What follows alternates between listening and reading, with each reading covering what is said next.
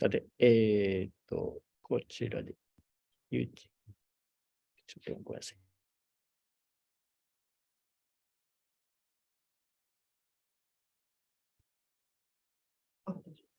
はい。それでは、今日は藤村県、鹿島県合同ゼミということで、留学生の方もいらっしゃるんで、英語で、ディスカッションしていきたいと思います。So, we are starting joint collaborative seminar from now on with Kashimura Lab and Fujimura Lab at Keitai. So, now we are starting to introduce ourselves at the first beginning, first part. Then after that, we are discussing about the relationship between research and design in architecture or urban design later. So at the beginning, so could you start from Kashima? Is it okay? Yes. So first of all, thank you for inviting us. Could you make it unmute? Yes. Okay. Unmute.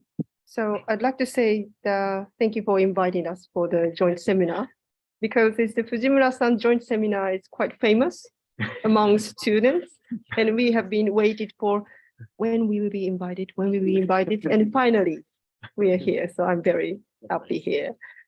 So today we are going to introduce our works, and some of you may know we worked in Uganda, but it's a great opportunity to show you why and what happened in the African context. So at the beginning, as kind of the introduction, so Mesa, our assistant, will going to introduce and show the urban, what can I say? Urban study. Urban studies, yeah, in Africa. Yeah. And then I am going to focus on Kampala, which is the city, capital city of Uganda. And then our students will explain some works we've done last year and this year. So Mesa, she is originally from Sudan. So Sudan is kind of the central part. Can I say that? It's actually northeast side of Africa. And Kampala is the east side of Africa. Yeah, you want. Okay, so can you please share the screen and yes. Okay. So, can you make me a co-host, please? Oh, sorry. Yeah. I think you can do. Can I try it? Oh. Yes.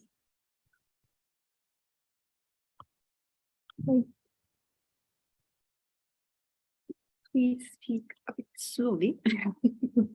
I'll mute.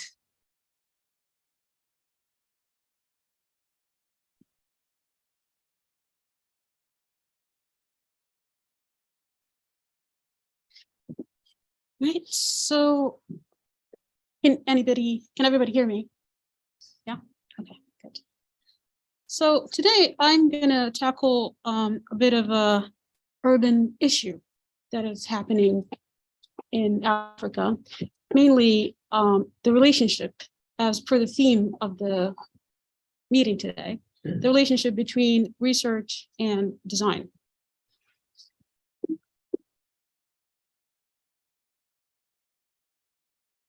Right. So Africa is a massive continent. It's about 30.37 million square kilometers and contains 54 countries. And the climate range goes from desert in the top or the north side, all the way to subtropical at the bottom. And there are many, many, many ethnic, religious, and cultural groups. So the urbanization process that is taking place in Africa right now is very well documented. It's projected that by 2050, urban Africans will account for 21% of the world's urban population. which is a very, very big number. So you can see from this graph here, figure 1, this shows the urban growth rate in some selected cities in Africa. And the green shows the projected growth by 2025. You can see, yes, so the green is 2025. And you can see that Abuja, which is the administrative capital of Nigeria, is leading the pack, followed by Ouagadougou, which is the capital of Burkina Faso. And you can also see here Kampala right here, and Khartoum. This is where I come from, right here. This second figure shows the urban population in Africa between 2011. You can see that most of the area is kind of like green or light green, which means not a lot of urban activity going on there. And by 2050, most of Africa is going to be urban. So I think one of the most important things to realize about the urbanization of Africa is that it's very different from the urbanization that took place in the global north.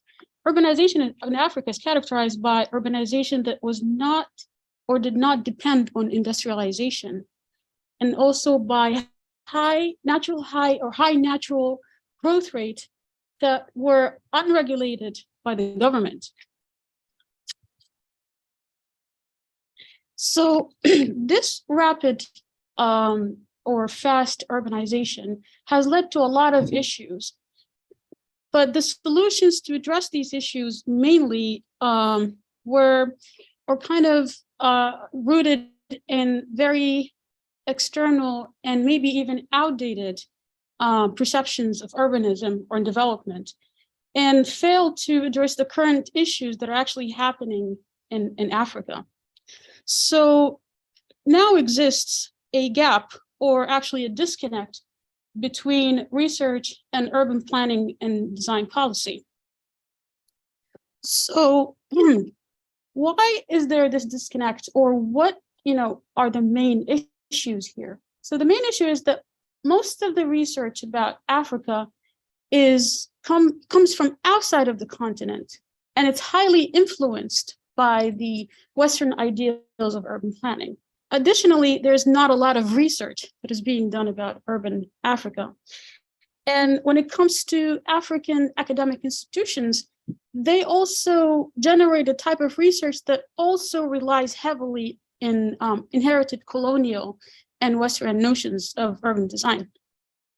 So then emerges two critical matters that needs to be addressed. First one is that new knowledge needs to be forged, knowledge that is based on context or context specific. And secondly, to accelerate the uptake of that knowledge by practitioners. So how do we do that? Like, what kind of approach could be suitable or could, help with the situation? So that brings us to knowledge co-production. So what is knowledge co-production?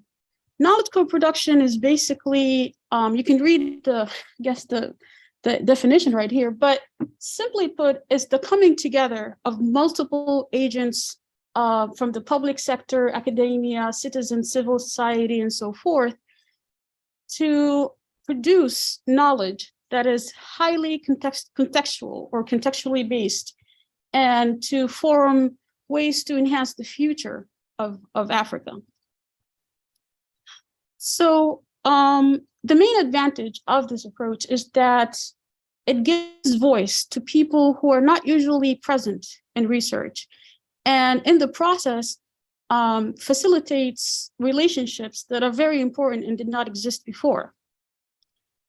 The use of knowledge co-production is very popular amongst people who are doing research in urban planning in Africa right now. And especially in issues connected to sustainable issues, mainly slum upgrading or coastal flooding or waste management and so forth. So the other thing I wanted to touch upon very quickly is place-based approach. So I guess knowledge co-production is meant to expand the base of knowledge, create a lot of knowledge that we can build from. But the place-based approach is more concerned with practical issues, and it's focused on the notion of place. Here, place is not static. It's not limited by physical or physical places, but it's actually a dynamic that reflects cultural and social meaning. So in this perspective, place-based approaches want to improve the quality of life of people through improving their environments, through stimulating the local markets. So it's that kind of approach that wants to do something directly to the community or involve the community in the process. So it's very important to understand what place here means. It's dynamic, it's not static. So that is what this approach is based upon. To further illustrate, I have two examples. The first one from Botswana. You see Botswana here in the red. It's at the southern part of Africa. And mainly I want to focus on the Tswana villages or the Tswana urban villages. And they are located at the southern side as well, very close to South Africa, which is here. The Tswana people are an ethnic group that usually or throughout history resided in South Africa, but also resides in the southern parts of Botswana. So again, back to the notion of place as a dynamic. There's this researcher who looked at these villages and noticed a tension between the Western style colonial type of urban planning and the indigenous planning that's taking place, and wanted to look into it further. And with the notion of place as a dynamic that reflects social and cultural meaning, he looked and examined both types of urban planning. For him, the type of the colonial Western planning was very rigid because it used land and zoning to kind of separate humans from cattle. So in the context of Africa, we're talking about an urban village. So it's still a village and people still live out of their stock and cattle and animals and stuff like that. So the urban planning, when it came here, the Western style, it wanted to separate both the humans from the cattle and wanted to focus more on motorized transportation. So then that didn't work very well, obviously. And so the researchers started to look at the indigenous type of urban planning that was generated. You can see from this image here that the popular shape is kind of a horseshoe, and it's created for various reasons. I'm not going to get into it right now. But when he studied this pattern, for him, it seems more representative of everyday urbanism, and also allowed for a mixed use, land mixed use, where humans are not separated from their cattle, but rather they cohabitate together. Also, the organic street formation allowed for a more friendlier and walkable city. Sorry, I'm just going to go quickly over this. So you can see here 3 patterns. So this is the one I was talking about. This one is kind of a hybrid where it's still like a indigenous, but with a bit of planning. And this is more of what we are used to as main Western style planning. So the second example comes from Tanzania, mainly Dar es Salaam, which is located here. So Dar es Salaam is a coastal city that is located on a very low, flat plateau, and is very prone to flooding. So they have this very massive issue of flooding that annually kills a lot of people, especially people who reside in informal settlements. So to address this problem through the perspective of place-based approach, people from different agencies, including students from universities, citizens themselves, came together to create plans based on their own drawing. So they would go into their little houses and streets and they would map the area, because the map that existed did not reflect those informal settlements. So anyway, I'm not going to talk too long about it because there's a video here that kind of shows. And the name of this project is Ramani Huria, which basically in Swahili means open plan.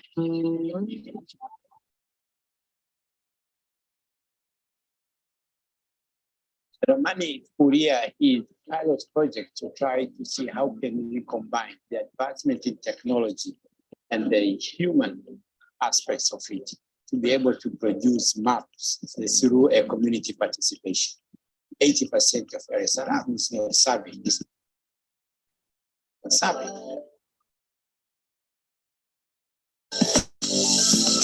So here you can see the people themselves participating. Ramani Huria is a Swahili word, which means an open map. Due to probably shortage time, I'm not going to continue playing the videos. In Dar es Salaam, we have been already mapped 21 words, which are flood-prone areas. We have to involve the community in order. Okay. All right. Yeah. So these are some of the references of what I just talked about. Now I think we can start to talk more specifically about Kampala. Yeah. Yeah. So we need another hour to let Mesa explain the whole African continent. So Yeah, sorry, I went very unfortunately. quickly. Yeah, and I hope that it was beneficial or at least gave you some sort of an idea of what's happening right now. Okay, so the last project that Mesa showed was to happen in Tanzania. Mm. So we see Uganda close to this country. It's actually bordered with it, yeah. Yes, so Uganda is inland country, but Tanzania is has the sea, facing to the sea. So it differs a lot. So Tanzania and Nigeria has the rapid tree development, even though there's so many African cities are developing now. So Uganda is here, and we both share the Lake Victoria, the huge Lake Victoria.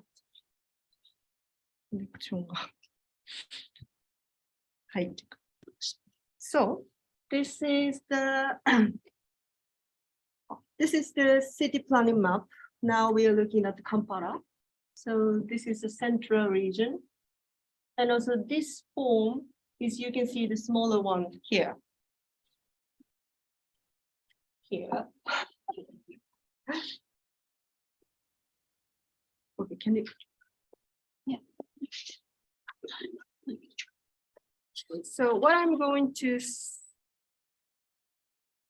okay.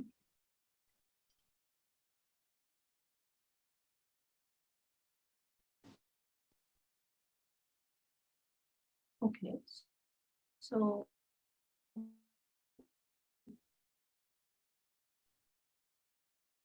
what I'm going to say is the city is expanding. It's very easy to understand. Can you finish this one? Yes. Next one.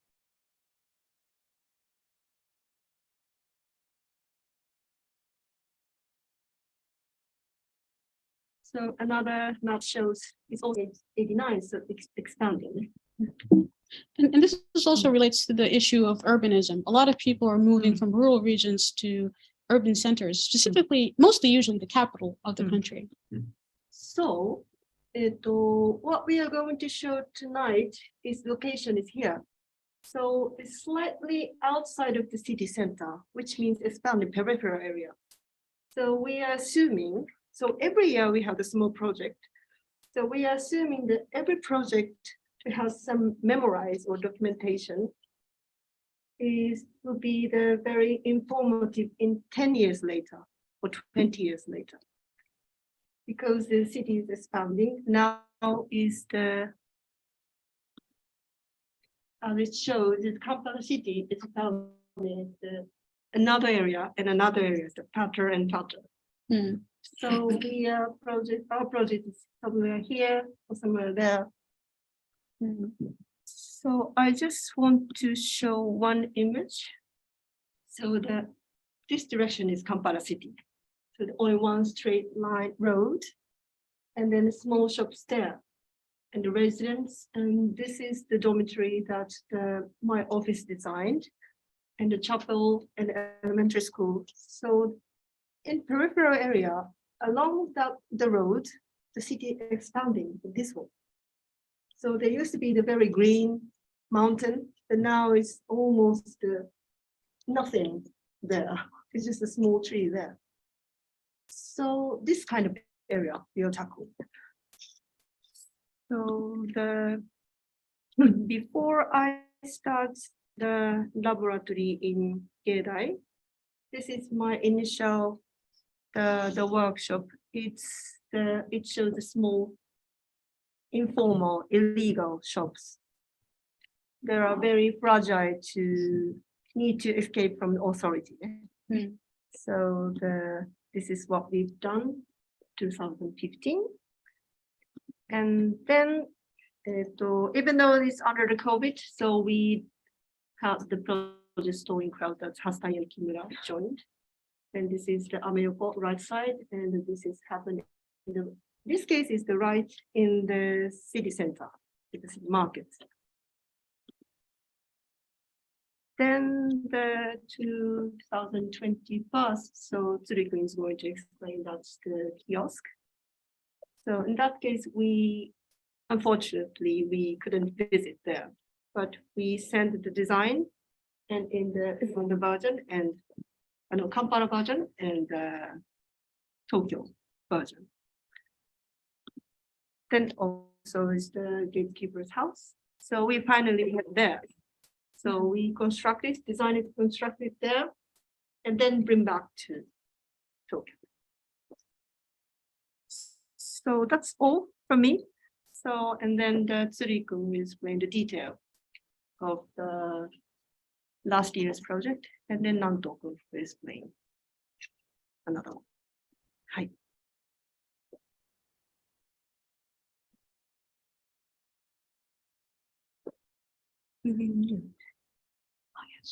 Tsuriko, unmute.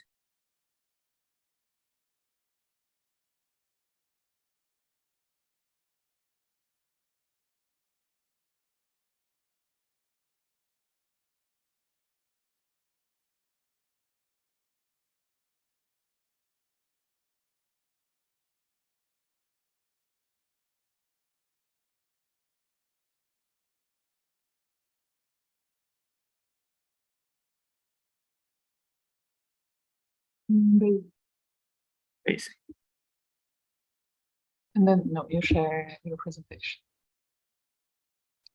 出るんです。あ、はい。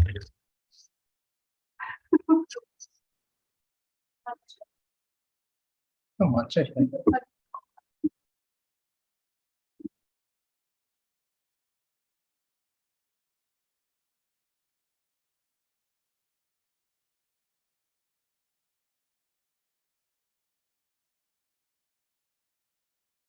Hello, my name is Yosuke Tsuri. So I'd like to talk about my project, our project, mobile money kiosk.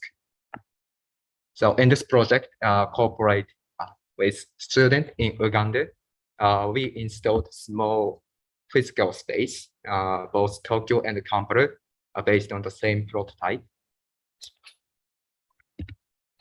So at first, I explained about mobile money kiosk, which is a small architecture to run physical cash. So these are supporting mobile money system, which allow everyone having mobile phone to withdraw and deposit physical cash directly. And nowadays, the mobile money kiosk seems like one of the most essential infrastructure in African country, of course, including Uganda. So at first, we had proceeded this project with going back and forth frequently between the research to design. In the first semester, we couldn't go to Uganda because of the coronavirus. So we collected limited information and researched something regarding a mobile money kiosk individually. And in second semester, based on this research, we designed a prototype. composed of two types of spaces, the customizable area and the enclosed area. Before the sending was sending to student in Uganda at first day of workshop. So this is the first plan and the section shared with the Uganda student. And through mainly communication via Zoom, so we had been transforming the prototype into new type to adapt to each circumstances. And then in Japan, we constructed by ourselves. On the other hand, in Uganda, local competitors did that. And this is a picture of the Uganda's kiosk, was along the road and was used as mobile money kiosk as it is. And in Japan, the kiosk was used as a rest place. And we installed in two times. At first, in front of the library in Gaidai, and on the street nearby Nishinipura station. After workshop, we reviewed the before and after installing. Through reviewing the process before installing, we assume that the prototype has been changing because of the several aspects, such as the extent of security, the period of setting, available material, climate, location, and so on. And also, through reviewing after installation, we found something in common with two sites in Tokyo, customizable area that were recognized as private space, and the gap between these areas played a role as public space to hide, regardless of whether the staff stay in the enclosed area or not. So in this project, research is just collecting information, and based on the research, we created this hypothesis, and the design is just experiment for this these field of hypothesis, and then get the clue for the next research. So we dived into the like a circulation through all this project. That's all. Next change. Hi.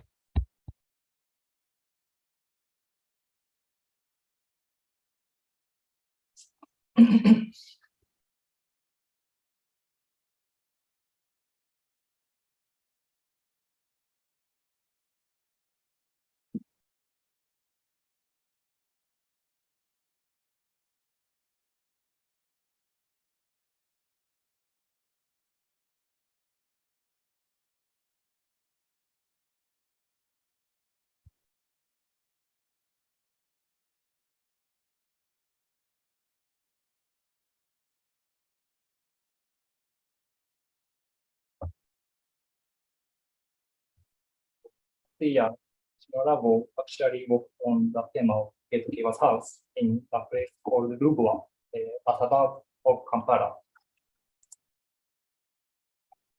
Before we visiting Uganda, we knew in advance that the site was on hill with a good viewpoint of Lake Victoria, that it was on a slope with a height difference of actually so 7.5 meters, and that there was a material shed.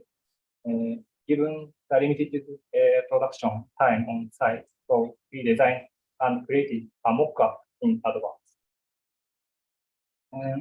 In the last term, we have observed a variety of gate boundary keepers, and even though we call it a gatekeeper's house, there are some ways to protect the boundary that do not necessarily take the form of stationing a resident next to the gate.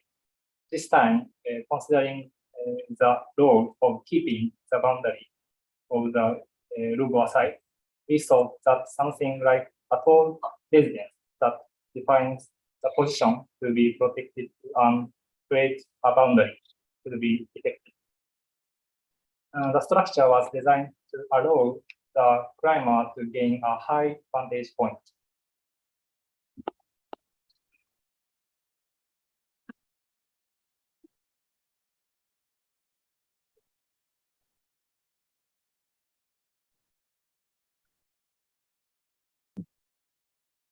The site was already surrounded by high wall,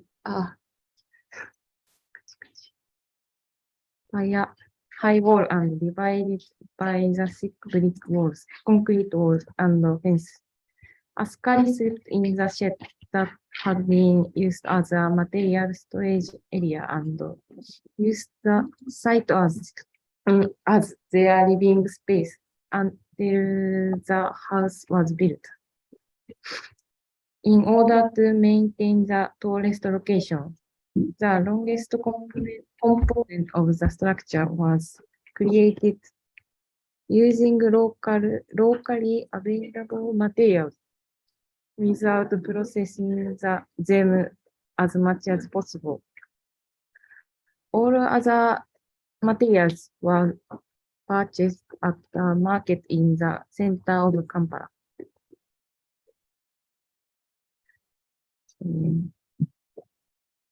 While creating the building, we also considered where to place it on the site and finally decided on a location on the east side of the site.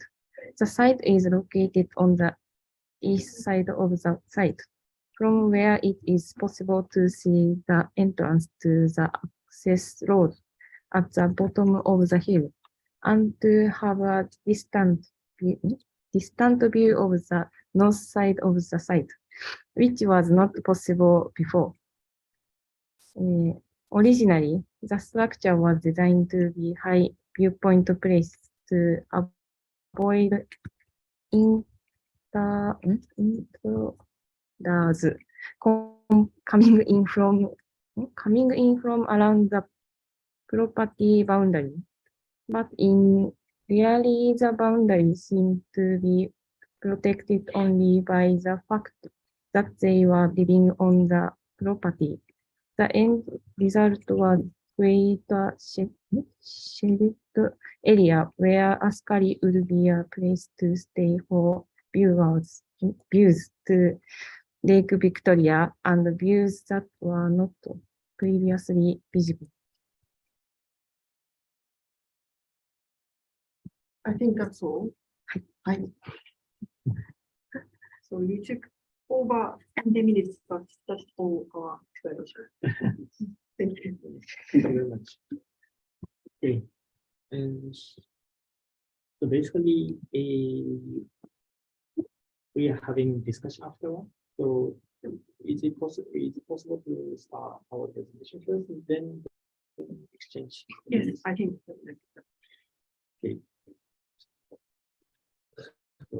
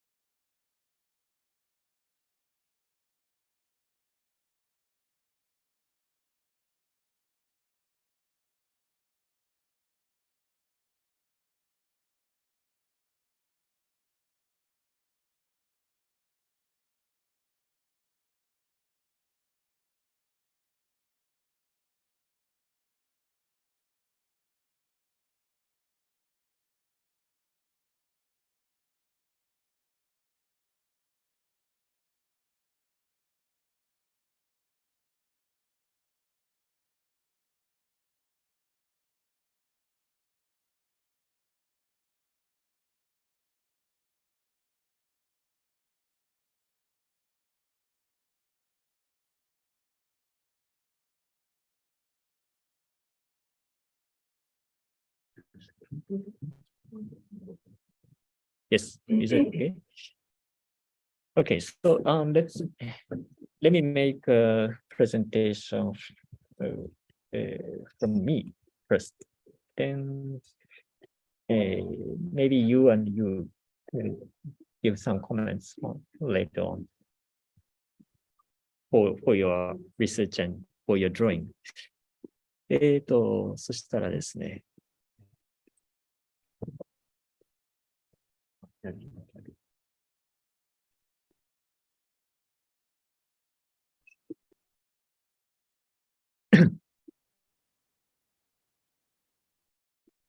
So recently our laboratory are work on this proposal to the Kobe Port Island recently. So let me have a presentation for that.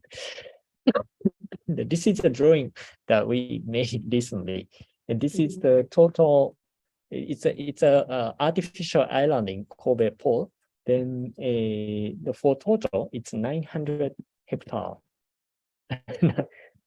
For total. And now we are proposing to the plan for this island. So then the outline.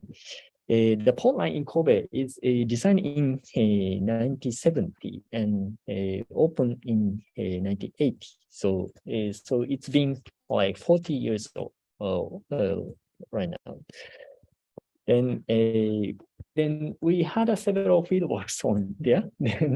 Then this is the plaza in the center.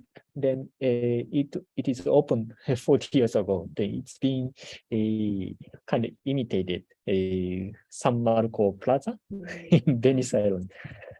Then this is another part. It's a very nice atmosphere with green, but no shops and no cafe. So it's a space tweak, a very modernized urban area.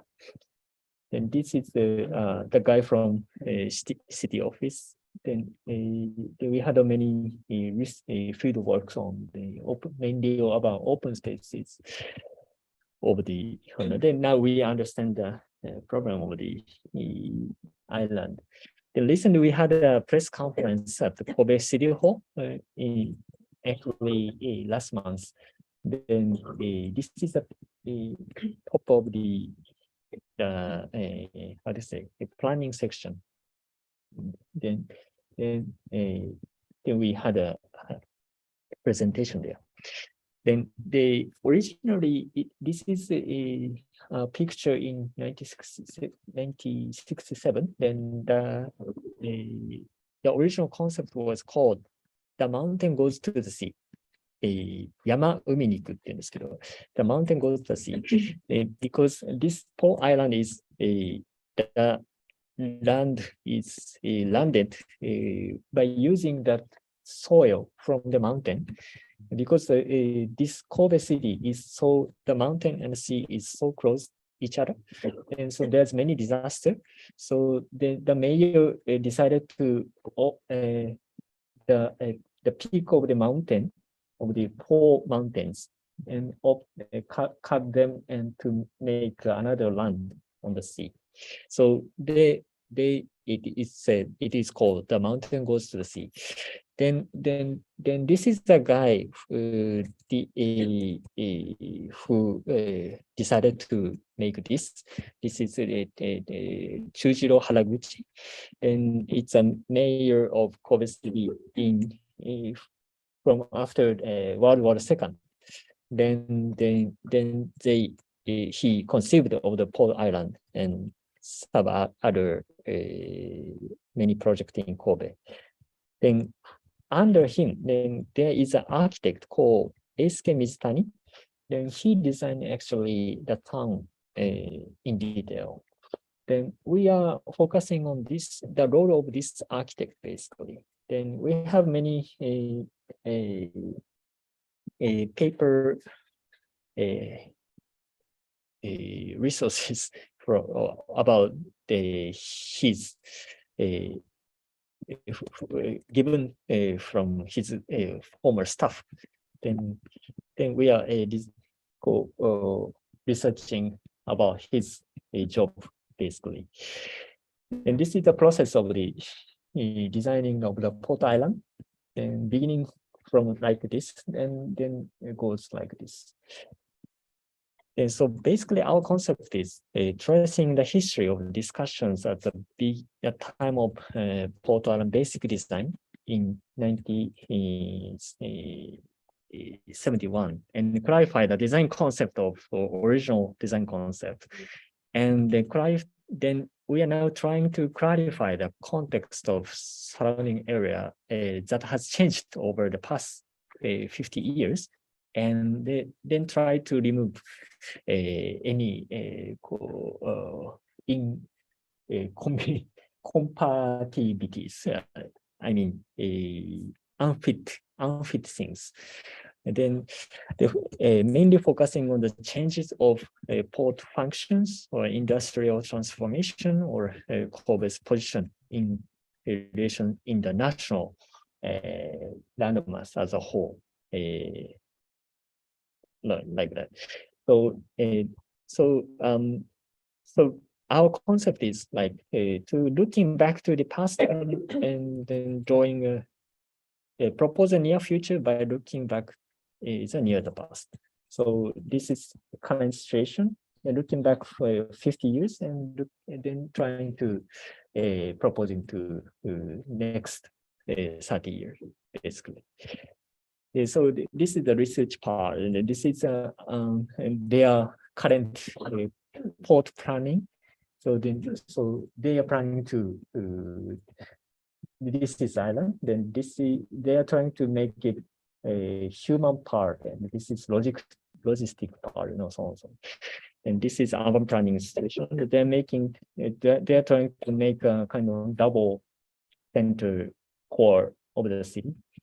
Or they're making trying to make 3 parts of a knowledge creation area. They are saying this Port Island, this university area, and this is a industrial science park. But basically, originally designed in 1970, like this, but originally this is urban area is surrounded by port area, like this urban. 都市計画エリアの港湾区域っていうのがあった。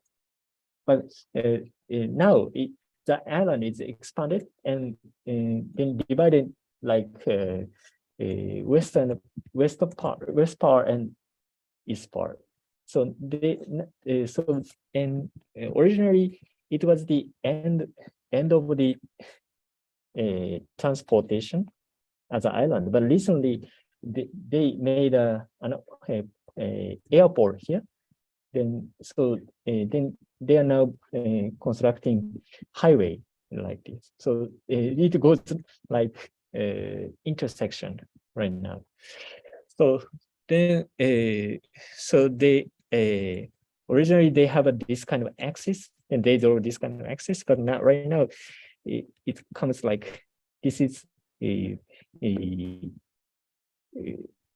axis for heavy traffic, and this is axis for human, and so on and so on.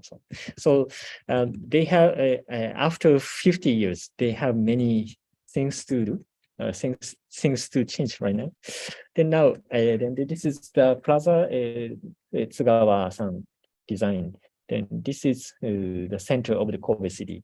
Then from here, then we are trying to make this access for human. Then they are having a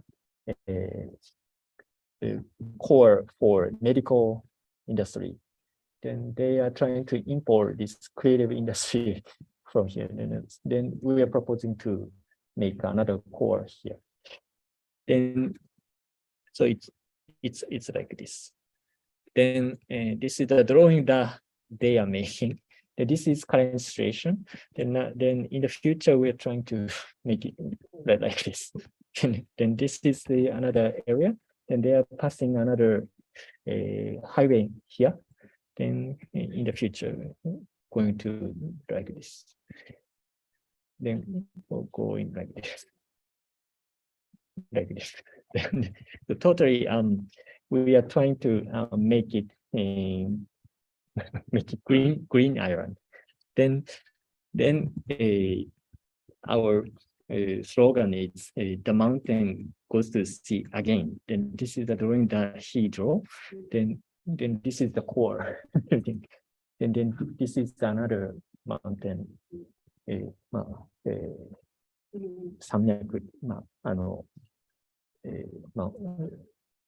こう、ポートアイランド山脈ってwe are going to, so this is the basic our proposal. Then from next year, we are diving into the city and trying to make a dialogue with the community. Yeah. Then this all new town is a very high aged new town. Then we are making a workshop.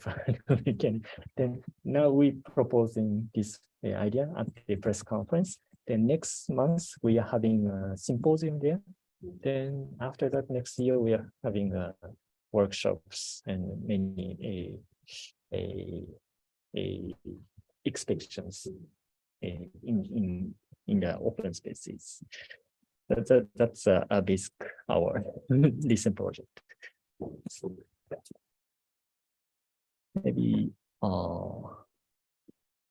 give some comments for in Japanese, okay? Those. Say it in Japanese first, then translate it later. そうですね。何を思ったんですか？何を思った？まあちょっとポータル感想的な。そうですね。全体の話の立て付けとしては、まあ結構時間をかけて練ったってところもあって、そこまで違和感のないものになっているなと思うんですけれども、その中でどういう空間が立ち上がってくるのかっていうのは、やっぱもうちょっと考える必要があると思って、なんか緑にするっていうのはあると思うんですけど、その中ではどういう起伏があってとか、なんかどういう機能が実際にどこにどんぐらいの大きさでつくとか、なんかそういうところまではもうちょっと、今はいけないと思うんですけど、今後考えていく必要があるなっていうのは、単純に思いました。スケールを詰めていきたい。そうですね。なんかそこのなんか、リアリティをもうちょっと高めていけると、より良いんじゃないかなと思います。それをちょっと英語で言って英語 So at this moment, it's still just we had just an image for total, but he was hoping to make it detailized. Yes. And try to imagine the space itself later on.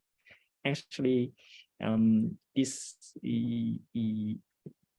case, in the history, actually there was this mayor guy.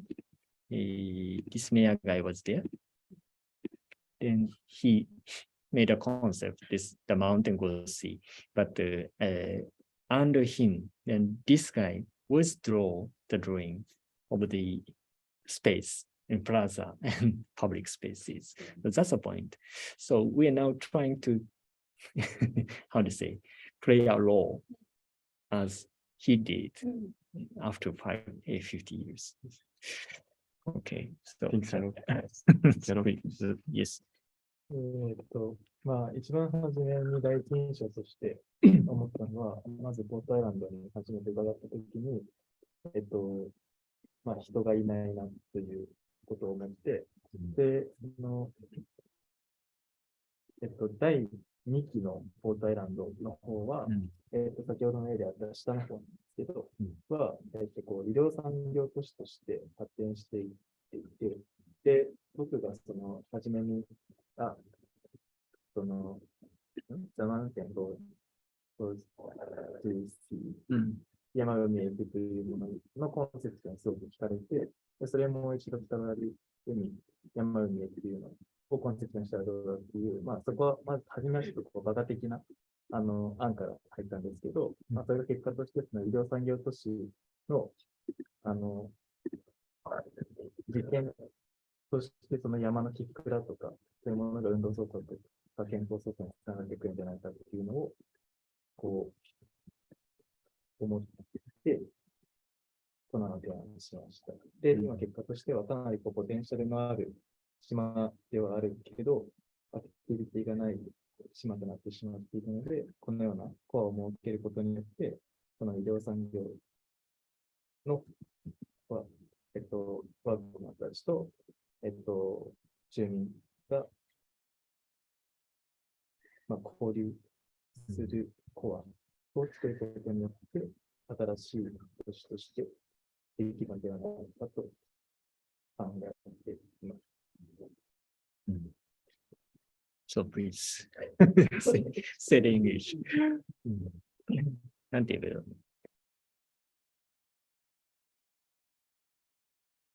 山、I think this drawing had a great impact for local people when he bring this drawing to the city office. Then this concept came up.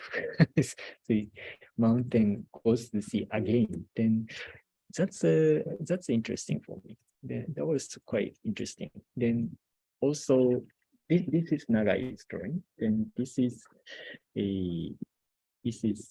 Wakao's drawing. So, and this is two types of drawing. Then this is very, how to say, precise and very なんていうの、正しい絵っていうか。で、こっちが、なんていうか、割と力強いというか、ちょっと荒っぽい絵です。なんですけど、それぞれの絵の役割があって、ちょっとこう、これでいこうみたいな、なっていったみたいな。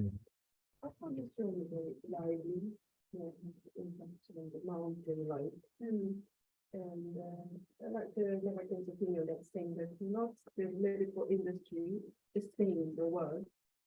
This is the center of industry. But he proposed this mountain kind of the physical fitness to walk around or see the birds or the meat and that kind of the ordinary lives can be the part of the improving or keeping their healthy for the local elder people. That connects to that. So the local older people cannot climb this higher mountain, but they have the whole mountain there. Kind of the shared garden. Yeah, so my idea is to make this greenery with participating activities, like get a hedge. Do you know get a hedge? Then it's a collective. They are making small plants. Then I'm planning of proposing to them to make it for next 20 years. Then finally, we are making kind of comparison. This is Osaka Expo. They are planning in 2025, and so Fujimoto is now making this plan, right? Then I'm proposing so comparing like this. Then this is totally new city, but this is a kind of past future city. Future city in 1980s. Then so now we are kind of refuturized city again. So they have a 40 years history right now, and they have many industries here, then community here, and it's a kind of renovation of Porto Island. And so I think Kobe is doing very new things. So I think they have to be proud of it. But yes, that's our message.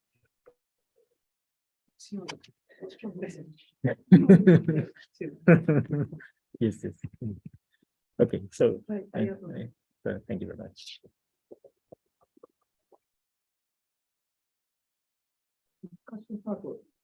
Okay, so can I make a little bit short break? Then after that we are starting discussion. Maybe let's start with Agatha and then presenting about the workshop. Yes, yes. Okay, so we have 5 minutes break. Yes.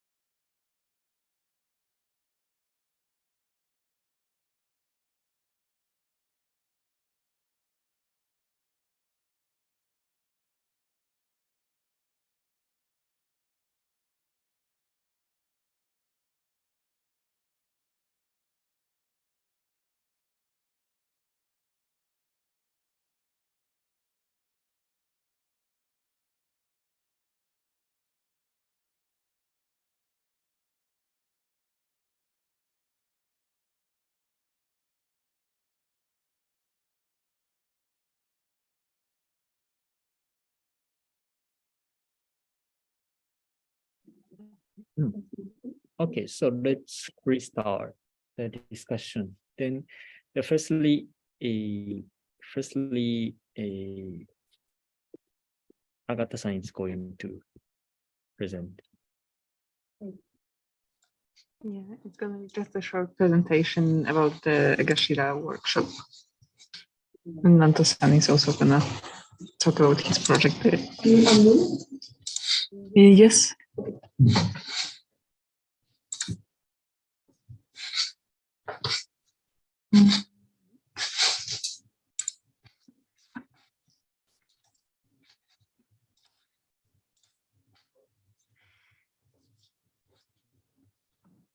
So, and the workshop was conducted together with the Egashira Lab from AA School in London.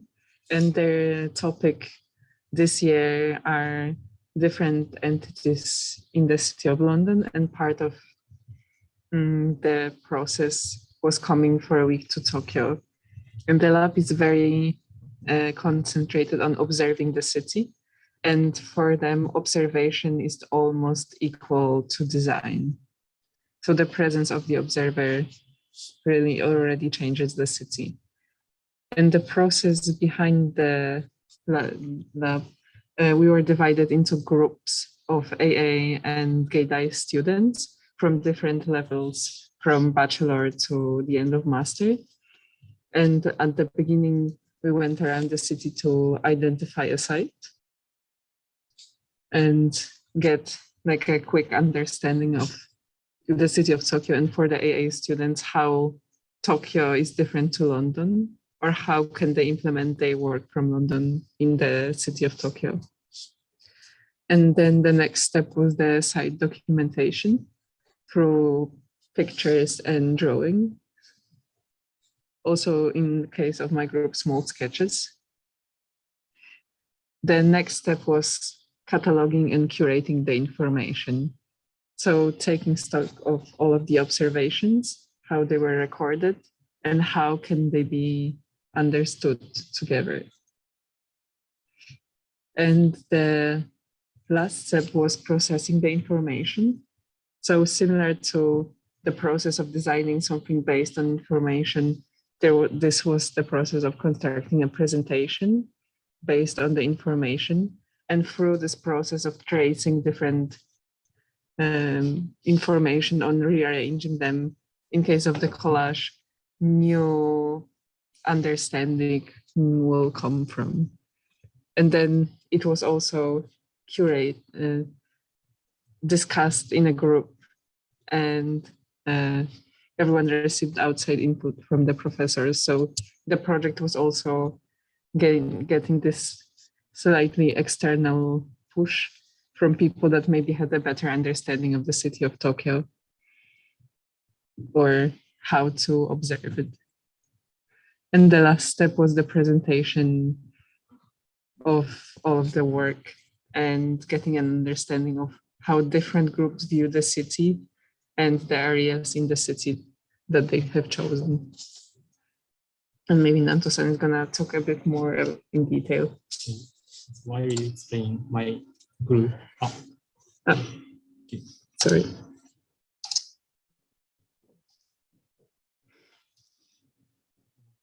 My group attempts to reflect the process of good block printing, like ukiyo-e in the drawings.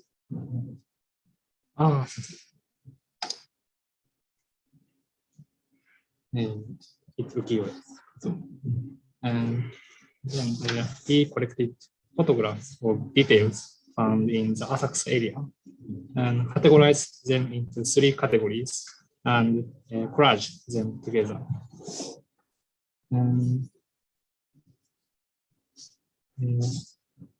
Lines were extracted from the photo collage and drawn in hatching to express the accumulation of categorized information.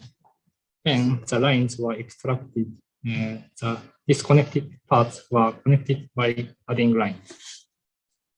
The hatching has been applied so that the focus of the printed association appears strongly. The result is a drawing that contains a variety of distance from the subject.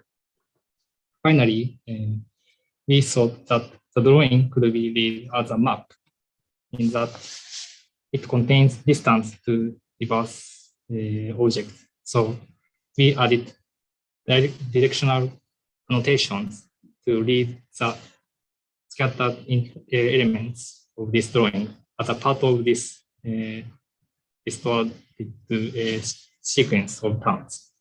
Referring to that text on the Edo Kirie map and made it a map.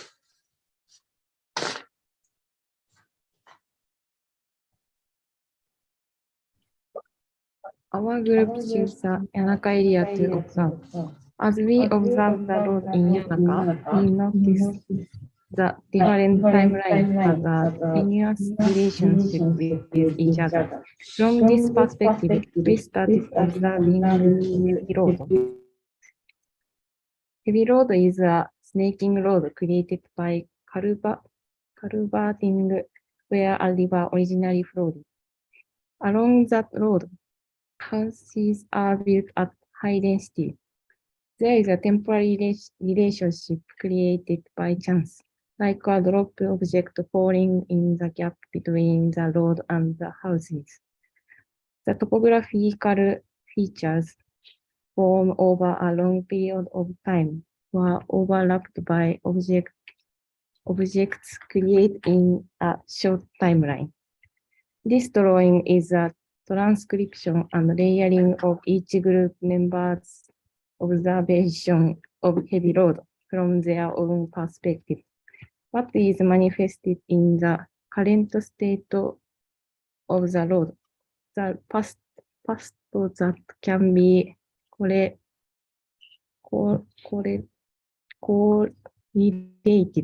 to, and the possibilities revealed by their newly discovered perspectives.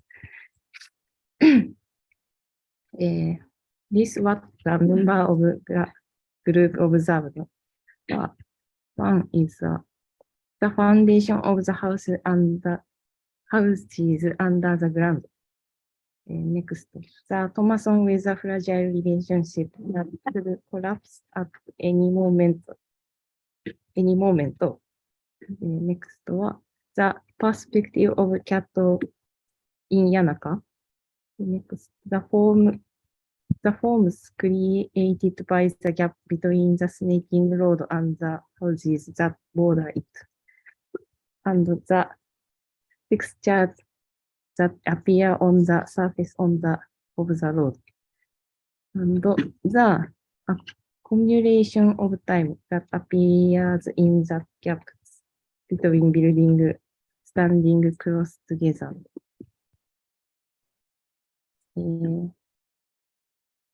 While working on this drawing, I noticed that there were overlapping timelines from this city, where different timelines collide.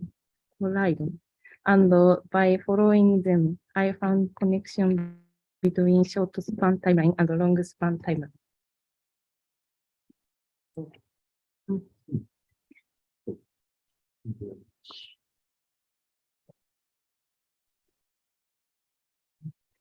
So,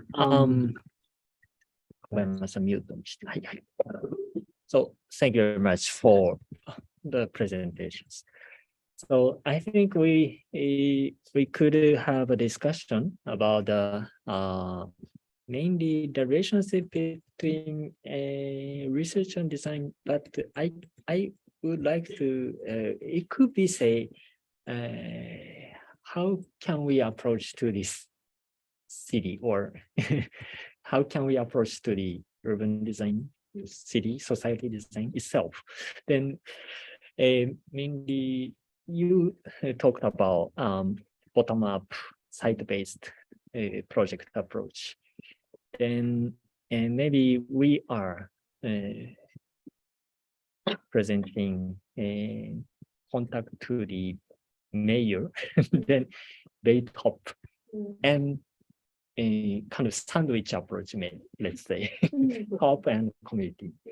Then this Egashira workshop is a very, how to say, more like conceptual, very methodological, another approach. So I think these three types of approaches we are sharing right now. And then I think we can discuss about this difference. My impression was like, I was studying at Berlage Institute in Holland. Then basically when I was there, the dean was Alejandro Zairaporo, the architect who designed Yokohama terminal.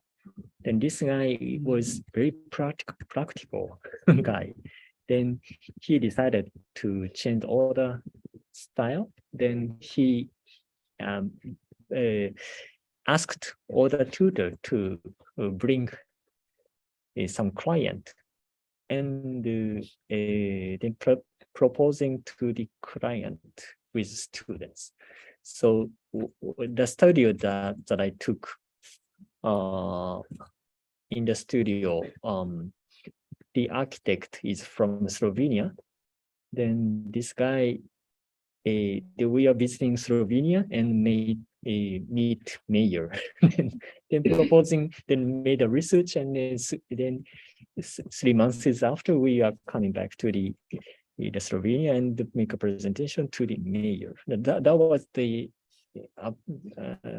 project that I had before, but I had a impression that is very interesting, but very, how to say, a lack of detail.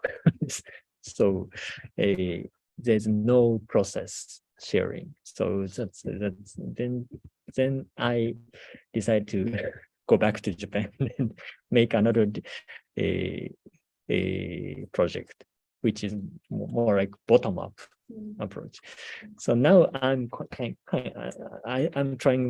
kind of combine together this bottom-up and this top-down approach, and make a sandwich. I think I'm doing like this. And so Kashimura-san, so how did you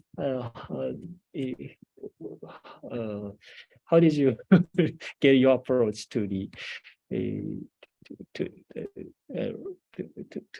the project in Africa? Then how did you get that style through your experience? I really like the Fujimura-san's experience. That you went to Europe, and experienced that 2000? 2002, 2003. 2003. So, and I'm just thinking that I always want to talk about how we can carefully use the word context and also site-specific.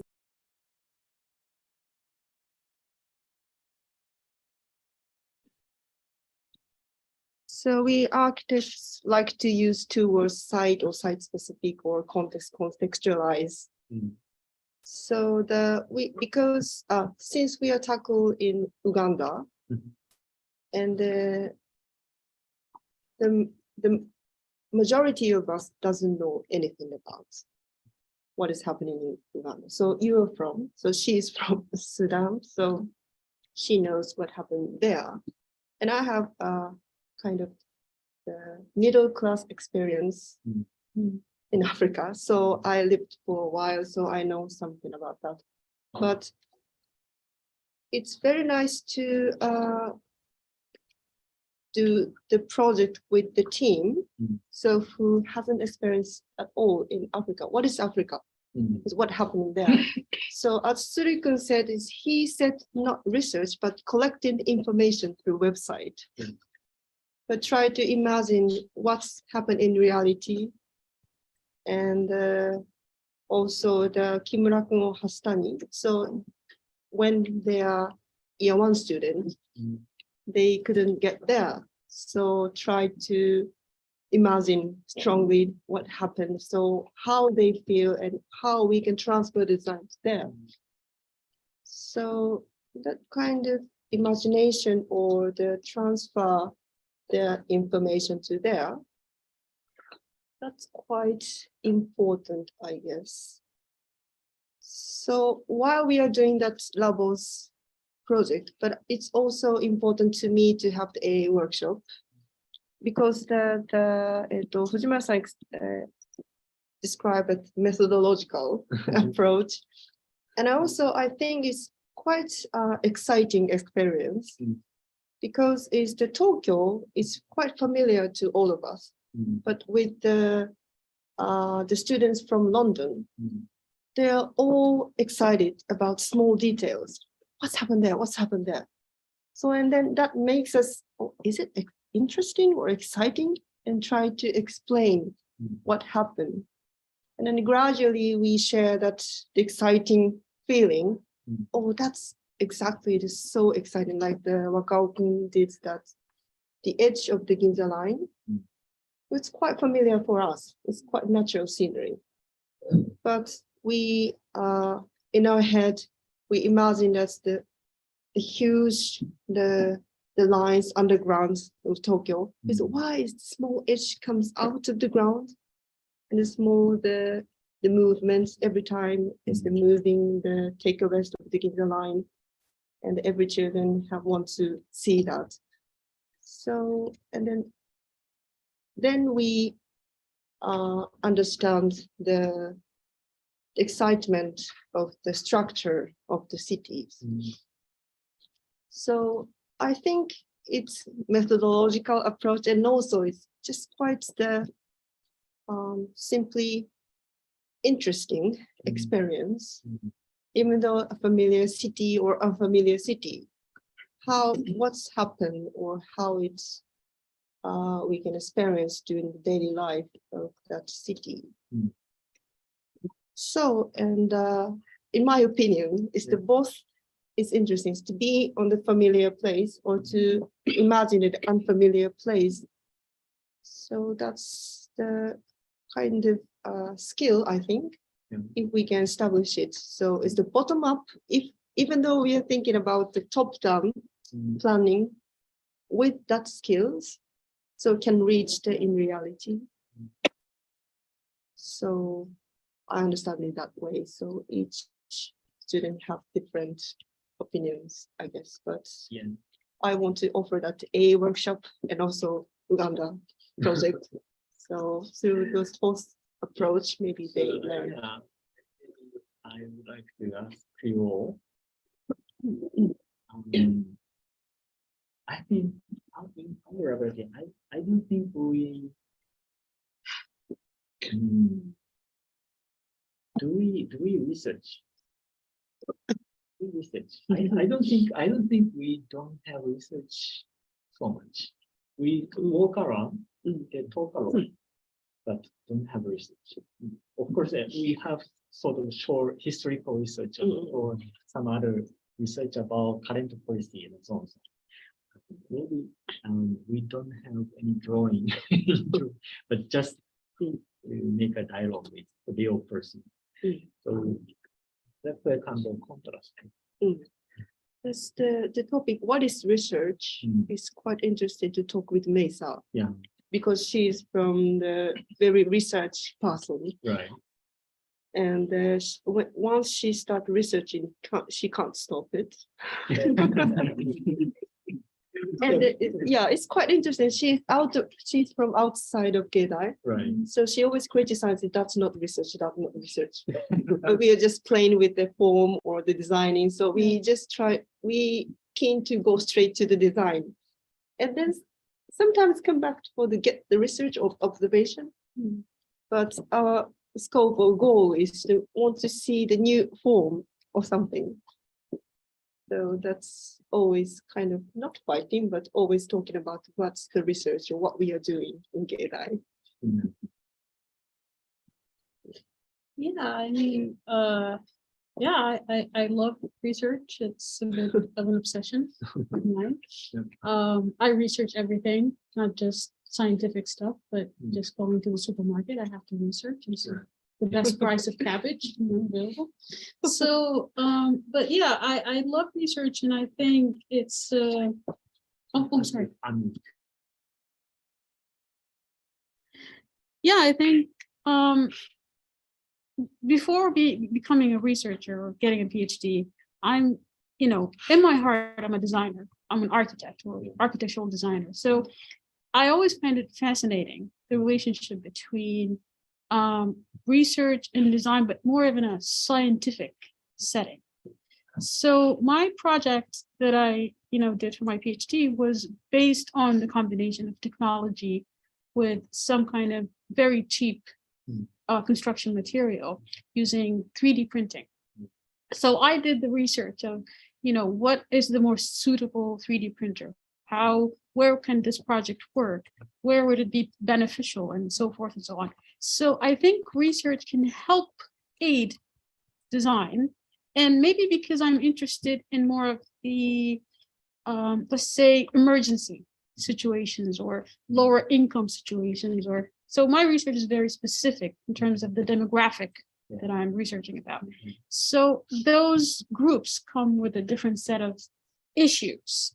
So I think it's very interesting. It's very important to do research the right way, because sometimes you can do something, but if the research is not done the right way, or the type of research is not the type that is needed, the result is going to be far removed from what initially you have imagined.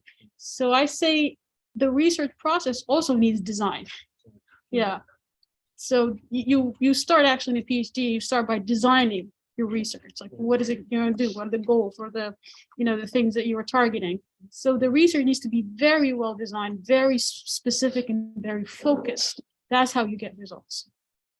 So that's my perspective as both being a researcher and an architect at the same time. Yeah, of course, that's interesting discussion. From 1960s, there's a conference in London. It's about designing the relations between design and then they start design research. Then the design research is speculative design management. Then the research into design, research for design, so on, so on. Then now they are kind of mixing kind of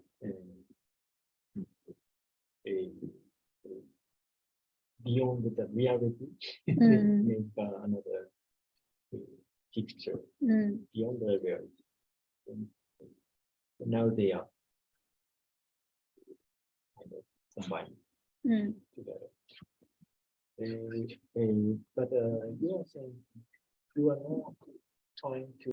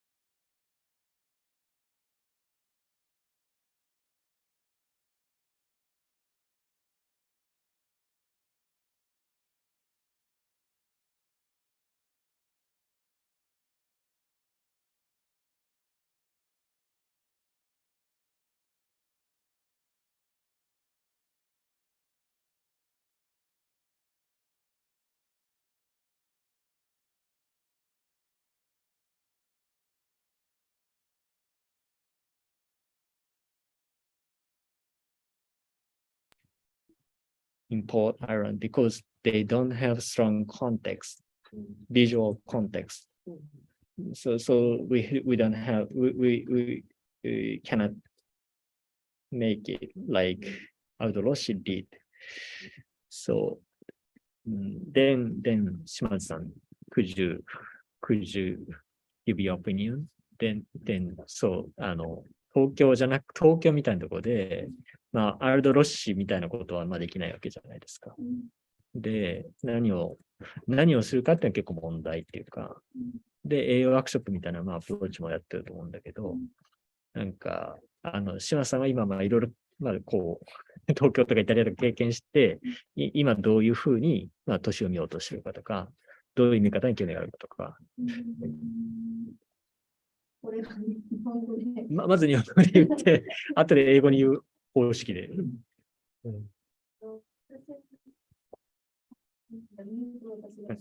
はい、よろしい。私は東京では、まあ、藤村さんの都市計画の課題をこうやっていただいたことがあるんですけど、まあ、その時はボリュームのスタディをする人とリサーチをする人の2つのグループに分かれたんですけど、そのリサーチっていうのが、私がその時やってたのは都市の建物の隙間をリサーチするみたいなことをやっていて、で、まあ、そのリサーチと、あと、まあ、どれぐらいのボリューム感で立てたらいいかみたいなのを組み合わせるのが、まあ、すごく難しくて、っていうのはその隙間、私がやってたリサーチっていうのはすごくディテールの部分ですごく細かい部分で、それと大きなボリューム感っていうのは全くこうつながってこなくて、結局最後までなんか大きな塊とすごく小さなディテールみたいなところで終わってしまっていた。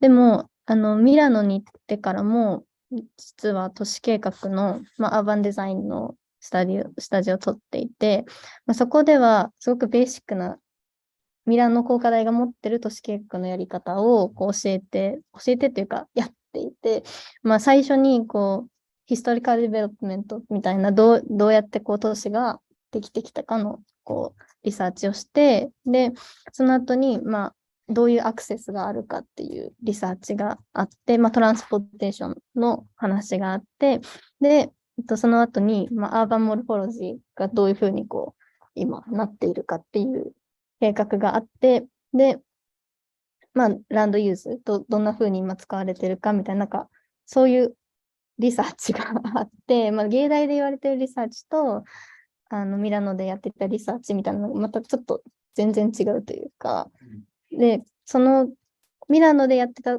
リサーチからのこうボリュームの作り方みたいなやつは結構やりやすかったじゃないですけど、直接的にこう都市に関わってきて、全体のバランスとかそういうものは取りやすかったんですけど、その分なんかディテールがあんまりつまらないというか、全然詳細は決まってこなくて、この辺がグリーンエリアだよねとか、この辺にレジデンスがあってみたいなことは決まるけど、詳細が決まらないみたいな。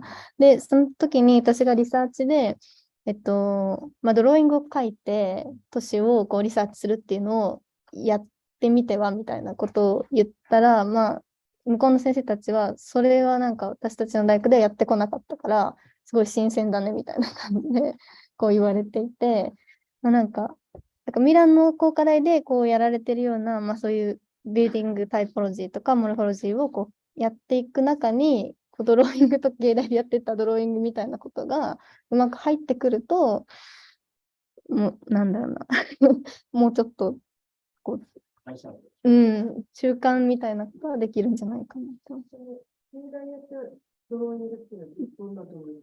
イングはなんか1個の要素を決めて、ドローイングを書くっていうのをやっていて、私はその時はその都市の隙間だけ、建物の隙間とか、大きな建物と小さな建物の隙間にできてる境界、その時のバウンダリーについてやってたんですけど、境界にどういうものができてくるかっていう、リサーチ、人の振る舞いとかっていうのを調査していたり、他の人はファサードがどういうファサードになってるかみたいなのをリサーチしていたりとかしていて、それと大きなボリュームスタディではあんまりつながってこないっていうか、その中間のリサーチみたいなのはまあ、このベーシックなリサーチっていうのは、があると、もうちょっとこう、つながるのかなと思ってます。ある種イタリア発のエクストリームっていうのは、うん基本的に501で、うんそのブロックのプランとかランドリスをデザインして、うんあとはその政治的にコンテクストをやっていくみたいな。うん住民をこう言っていく。うん政治家をこうやりたい。そういうので、こっちに見てもらう。まあ、我々ポートアイランド今だったら、そういう感じ。うんそれで、その後、建築フォーカスしていけばいいよねっていううん考え方がある。うんそれに対して、日本のその、日本のアプローチっていうのが、うん芸大のアプローチとか、うんさっきの英語の人は、アートスクール系のうんアプローチ、細かなプランデンタルで、そうですね。それを記述してるうんから、それがなんかあんま熱く、まあでも、設計あれで、これはだから私の浜半分から、うんアプローチがまた2つアプローチ常にこう外れてうんまあそれを狙ってるんで、うんまあ、原理的には、違うアプローチだ。うんだからそれを合わせをするから、課題を常に考えそれが、まあ、なんていうかね、まあ、チャイルドだし。そうですね。結局、玉尾さんとこうやるリサーチとか、まあ、リサーチと藤村さんのアプローチをこう掛け合わせるための何かが必要だと思ってて。一つの方法。うん。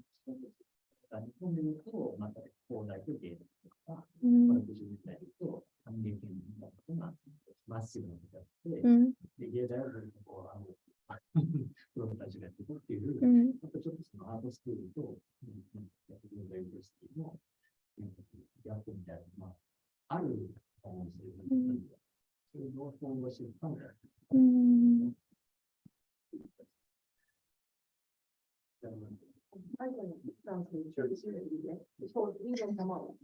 Right? So Tamao was of course quite small scale, but he's always talking about the big scale. Yes. So is that the Tamao is very gay-like person, Mm.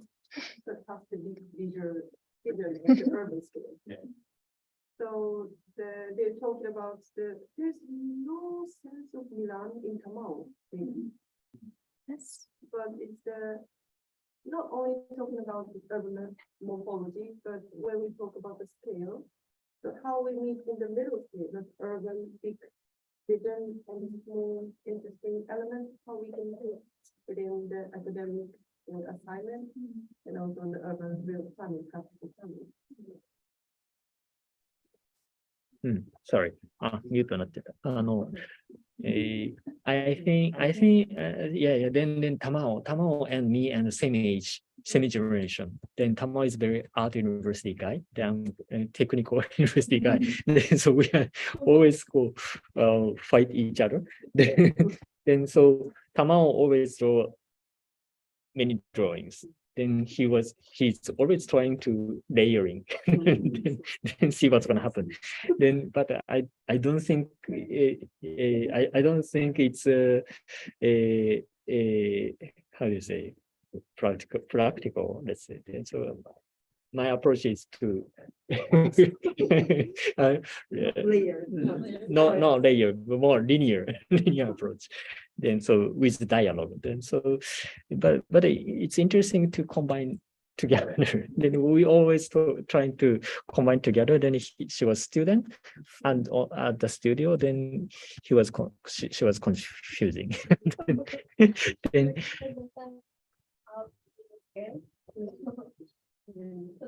in Milan, and I have the urban design studio, and in that studio,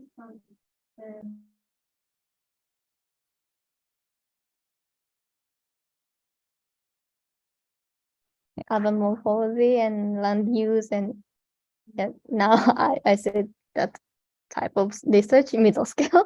So, and I thought in Gaydai, we also need like this kind of research in between the Fujimura-san and Tamao-san research, the drawing. But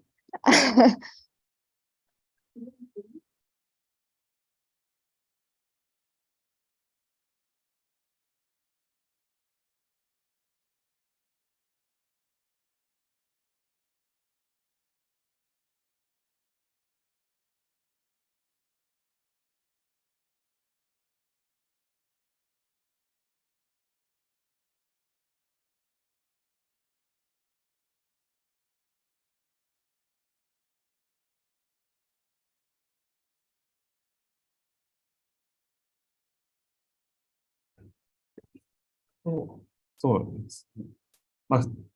芝浦だと、僕は西畑平県から来てて、東京の都市のリサーチをしていて、すごい挙手的というか、いわゆる、工業大学っぽいリサーチをやってて、で、鹿島県入ってからは、そもそもウガンダ、距離がある中で、リサーチのリサーチとも言えると思うんですけど、理解するために調べるとか、理解するためのリサーチだったと思ってて、で、そういう中で、どうやってデザインにつなげるかっていうところで、リサーチする中で少しずつ当事者になっていくっていう感覚があって、で、リサーチの大事な側面と一つとして、当事者になるっていう、当事者性っていうのが大事なのかなっていうのを、ウガンダのプロジェクトに思ったし、自分の収支政策は、そもそも当事者として、アイドルファンとして都市をどう見るかっていうところで、リサーチから設計まで行ったんですけど、自分の修正と、ウガンダのプロジェクトを通じて、リサーチの大事な側面として当事者性っていうのがあるのかなっていうのを思いました。都市のスケールに関して、都市計画とか、アーバンモーフォロジーとか、アフリカの話してこなかったですけど。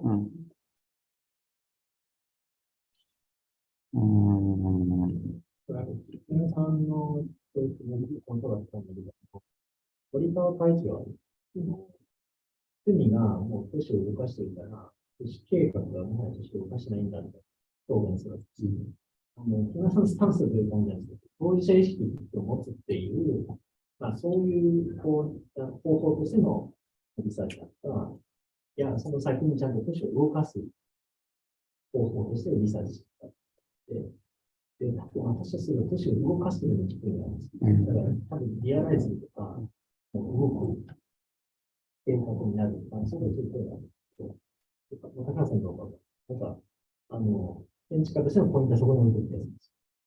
動かすという、モビライズとして。だから、アンダースタンディングとか、消費者意識というのは、そういうものに、フォーカスを置くならば、そうですね。その辺はどうですか？そういう意味だと、言ってしまえば動かすというところよりかは、動くって思い、そうですね、動かすというよりかは、僕の修正だと、その都市の状況の中に自分の思いを忍ばせるって方向で政策を行ったので、動かすっていう方向とはなんかちょっと違う気はしてるんですけど。両方そこありますけどね。聖地巡礼で人が動いて、また何もないけど人が動いてる。動かすところもある。そこはなんか、両方そこにあると思う。計画と言えない、都市計画とは言えない計画みたいなものをもしかしたら見ようとしている。なんかその消費者とかそれを受ける側っていうのとかなり受け身になってしまうんですけど、趣味を分かってまでは言えなかったかもしれないけど、やろうとしてたことも、ウガンダでやっていることも、プランがあって、計画があるんだけど、そこからこぼれ落ちているインフォーマルな動きっていうのは、結構必ず話している。それに対して、我々みたいなその大きな組織じゃない人間たちが、それを起きていることをその中にできれば、都市計画ほど強くはないかもしれないけど、実はネットワークとしてはかなりはびこるような、趣味のレベルよりもうちょっと大きいみたいなものがなんかできないかっていうことを、語ろうとしてるんじゃないかなと私は好意的に見ています。みたいな意見を。でもなんか、私も今みたいな意見をコールハウスに行ったら、なんかグッドラックとか言われて。コールハウスはもう政治的にアプローチするものは対価だとか言って、もう対価。日本人の建築家みんなキュートなんだけど、なんでそんなに政治的じゃないんだって言って、つまらないって言っって言ってたんですよね。まあそういうスタンスの取り方もあるよなと思いましたね。そうですね。まあでも、政治的っていうのが結構やっぱアフリカの話は結構面白くて、そうですよね。だから、そっか。フォーマルなアプローチは確かに重要なんですけど、ポリティカルになってお金を持つと、やっぱりうまくいかないっていうブラックの状況が、ブラックな人たちっていうのがいるので、なんかそれをクリーンに動かしてる、実は外国人に頼るっていうのは割とできてるんですよね。まあ植民地という歴史があったっていうのもあるかもしれないですけど、レム・コールハスもラゴスに行ってて、まあいろんなリサーチしてましたけど、もしかしたらその、なんていうんですかね、まあポリティカルな、そのガバメントを動かせる第三者みたいなのが本当は理想的かもしれない。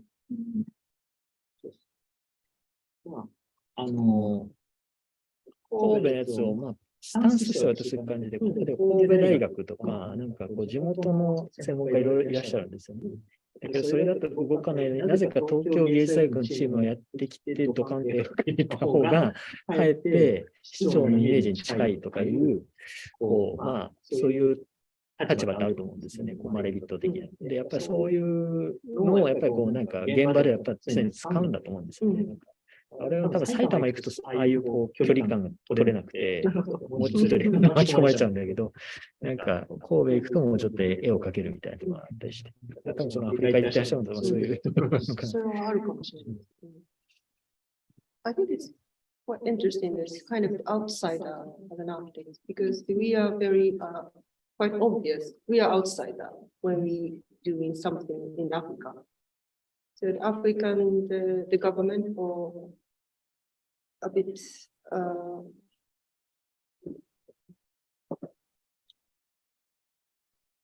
so African government has the power, strong power, but when they got a lot of money, so they don't go smoothly. So it's the political has the power, but we need to be a kind of outsider's position, but need to have the strong opinion to push forward the government, not for the economic reason, but for another good reason. So they all understand. So I think quite interesting that Fujimura-san is saying that is the Port Island. So we are from outside of Kobe. But he said it's quite interesting when we do something. We can become outside in Kobe, but inside them we're highly involved with the community. So I need a distance. For Kobe we can grow, but inside them we cannot grow. So this outsider strategy. その辺はなんていうか、ちょっとこうシェアできるポイントかもしれない。そうですね、面白いですね。なんか、もう一人振ってもいいですか？ぜひ。橋谷君。先に時間をときと8時半に予約してたけど、9時にしてもらったので。わかりました。じゃあ、橋谷さんの意見を聞いて、ちょっと揉んで終わりぐらい。そうですね。はい。そうそう。でも、その、私、アンミュート。いや、留学はしてないです。ウガンダに10日間いただけです。全然、言ってないですけど。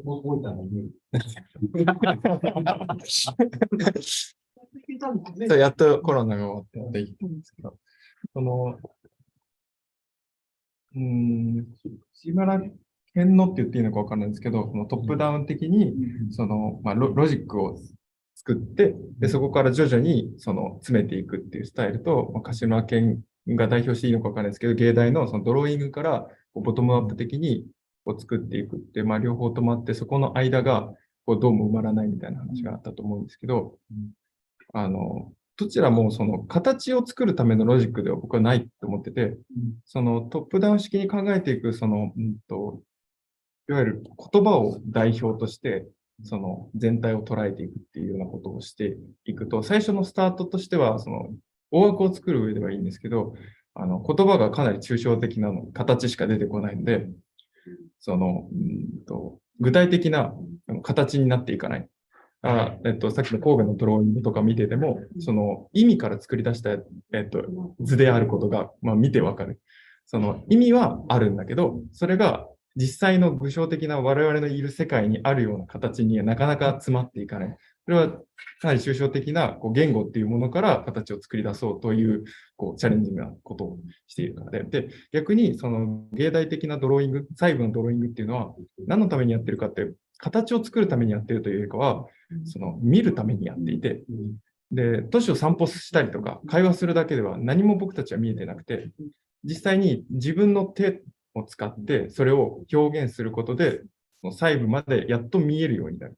ピントが合ってくるっていう、そのツールとしてドローイングっていうものを使っていて、そのツールは、詩的な表現、言葉でそれを表現することで見るっていう方法もあるかもしれないし、直接的にドローイングを書かずに、都市の細部を模型化するっていうことでもできるかもしれないんですけど、そのリサーチは形を作るためではなくて、インプットのためにやられているっていう形で、そこから形に起こしていくにはまた別のロジックが必要なっていう、どちらも結局その、スタートの部分であって、形を作るっていうのはまた違うロジックがいるっていう前提はあるかなと思ってて、で、そこから形はどうやって僕たちが作ってるのかっていうのは、これ言語化がなかなか難しくて、僕の今回のその修正でも、その部分をどうやってプレゼンするかっていうのは悩んで、芸大生は常に悩んでることだと思うんですけど、結果的に作品はできている。ただ、その最初で行った見るために書いたドローイングから作品の形になるまでどういう経緯があるのか、僕は、それは個人差あると思うんですけど、僕はそれをスケッチで行っていて、そのリサーチで、見るためにしたドローイングから得た経験を自分の手でもう一度形に、白紙の状態の紙の上に起こし直すっていうことをしていて、で、そのスケッチ、それをどう言語化すればいいのかっていうのはなかなか僕もまだ見えてはないところだけど、原稿書くのが、その形式化だと思うんですけど、私的に言うと、やっぱりそのリサーチデザインっていうのを、リサーチしました。で、最後お金をプレゼンテーションしてあげると、リサーチデザイン伝わってないとかっていう、もう大学時代もいろいろなんですけど、高評価の95% ぐらい大体それ言われるんです。もう飽き飽きしちゃった。その議論嫌だなって思って、で、東京戻ってきて、で、リサーチがいいんだったら、それだけだなと思って。ごめんなさい。始まりから対話して、リアルにやっていくと、そのままリアライズしていくじゃないですか、実は。そうすると、リサーチとかデザインってもう、なんていうか、同時に進行するから、もうこれでいいじゃんと思った感覚なんですね。で、それを多分やったのはコールハウスで、つまりアイゼンマンとかみたいな頃は、コンセプトっていうのがあって、例えば現代思想の方で言ってる何々っていうコンセプトがあって、で、それに対して、例えばドゥルーズ哲学とかがあって、それに対してコンティニュアスサーフェイスっていうコンセプトがあって、で、それを形に落とす、そのそれに対して必ず形に落とすとか言うんですよ。それは私にとっては謎すぎる言葉で、形に落とすって何みたいな。こうやってコンセプト、言葉が形に落ちるのかよみたいな。で、それを形に落ちてないとかってよく公表で言う先生いるんだけど、それがすごく私は怪しいなと思ってたんで、ちゃんと、それを、ただ実務でやってるって言っても楽とは言っても、それも普段はごちゃごちゃっていろんな要求をなんとなく形にしてなんとなく納得してるだけだから、パッと見見てるだけだと分かんないんだけど、1ポイントで1箇所変えるっていうことを厳密に例えば形式化して同じスケールで保存すると、例えばそれ見えたりするようになるみたいな。だからそれ形式化だったんですよ、私にとって。それで挑戦系プロセスとか言って、投資番号をつけて同じスケールで保存するっていうことを実験でずっとやっていったら、綺麗に見えるじゃないかと。そうするとみんな参加できるじゃないかって言って、それは私は30頃の発見みたいな話なんですけど、でもそういう形式化、言語化じゃないと思うんだけど、そこの表現を力入れた人は芸大でもドローイングで割とそれが見えるっていう印象あるんですよね。どうでしょうか。言語化なのかね。私は形式化ね。形式化でも、言葉としては。別に答えるかもしれないかもしれないんですけど、私がマスターのスケールの中にずっと言ってきたのは、彼はやたらスケッチを描きたがるんですよ。ちっちゃいスケッチを。でそれは私の目から見ると、観察で描いてるスケッチと何ら変わりないように見えて、でも多分彼がやらんとしていることは、おそらく言語化でも形式化でもそうやってスケッチで紡いでいくものじゃなくて、1分の1で作るものっていうのを何かそこからもう一回形式化とか言語化するっていうのをやらなくちゃいけないんじゃないかっていうのを多分ずつつけてる気がするので、僕の場合は、1分の1で作れるサイズであったから、1分の1ですけど、そのこれはなんか、どうなんだろう、言うことなのかわかんないけど、ドローイングとモデリングとワードと、プランニングは別の脳みそを使ってて、それらを、すごい気持ち悪いかもしれないですけど、なんか、その、一本道で、その、コンセプトはワードで作って、で、その言葉から、その、形を作り出すためにモデルを作って、で、それを、アイデアを積み出すためにスケッチを書いてっていうわけではなくて、なんていうんですか。コンセプトから出てくる形があれば、形として1分の1で作るし、1分の1で形を作ったところをドローイングに直してみることで、その、一回平面に直すし、そこの行き来を、なんていうか、ぐるぐる回すみたいなのを意識してやっていて、別に1分の1に特化してやるからこそ見えてきたというよりかは、それらを対等に見ることに結構意味がある。そしたらそれの4本のタイムラインに表すとか、別にできなくはない。できなくはない。できますね。だから、結果的にそれをその時系列順に並べることは可能ではありますね。なんかさっき藤村さんが参加できるっておっしゃったのはすごく重要だなって思ったんですけれど、エスキースであって先生とね、作ってる学生であっても、やっぱり開かれてるかどうかって結構重要だと思うんですよね。何考えてるか全然わかんないとかっていうんじゃなくて、何を求めてるのかっていうのに参与できる状況にまで持っていくっていうのは、もしかしたらどんなアプローチであってもかなり重要で、それができるとやっぱりいい方向に思ってない方向に行けるっていうのが思ってない方向って言っては変ですけど、要するに自分の中で閉じてる場合にはたどり着けなかったようないろんな要素を入れていくっていうのができるのかもしれないですね。なんか石上さんとかもね、だから瀬島さんもそうだし、石上さんはもっと極端なんですけど、一見ランダムな点なんですけど、あれが全て彼らの中でランゲージになっているっていう状態を作り上げた瞬間にデザインが終わるとか言ってるんですよね。